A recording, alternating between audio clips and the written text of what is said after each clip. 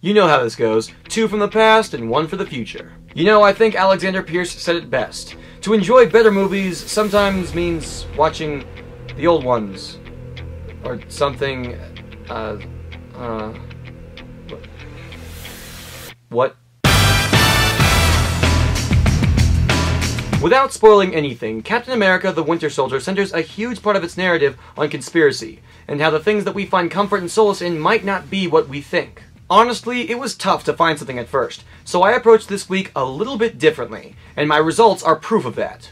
First up, one of the most revolutionary web series of all time, Red vs. Blue. While it would be very easy to recommend all of the 11 seasons, I'm gonna stick with the ones that deal with government conspiracy, specifically the 8th season, Revelation. Though it began as comedic, RVB grew more and more serious with every passing saga. Revelation, the final part of the Recollection trilogy, focuses on a paradigm shift that alters the entire nature of its own universe, with reveals so jaw-dropping it's hard to remember that this began as a simple comedy show. Nothing is as it seems, and nobody can or should be trusted. And all of it comes back to one government organization. It's a great season, filled with incredible set pieces and excellent writing, and the way it molds a new world out of the old one is pretty seamless. Oh, and the main villain is basically the Winter Soldier in a Spartan suit.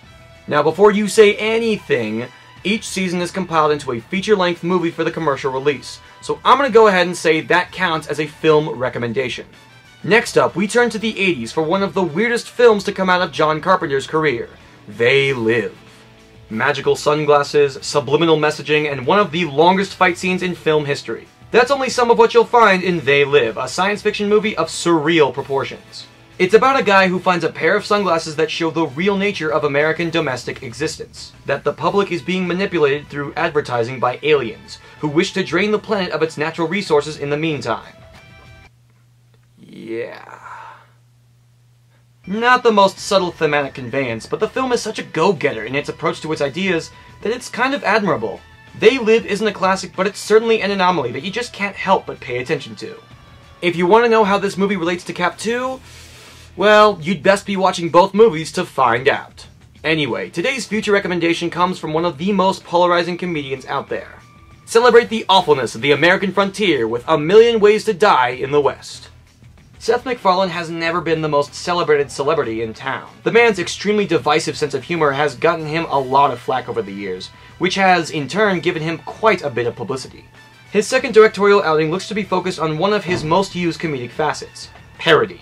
A Million Ways is a satire of the Western genre, and seems to be lampooning the famous work of Sergio Leone, in which the days of cowboys and outlaws is romanticized to a fault. This is a great angle, and I'm interested to see how MacFarlane approaches certain genre tropes. Will this be the Blazing Saddles of the 21st century? Probably not, but hey, you never know.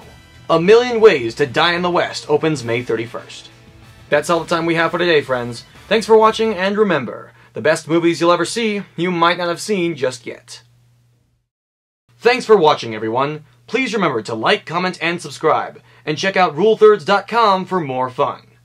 And if you really liked this video, share it with your friends and spread the goodness around.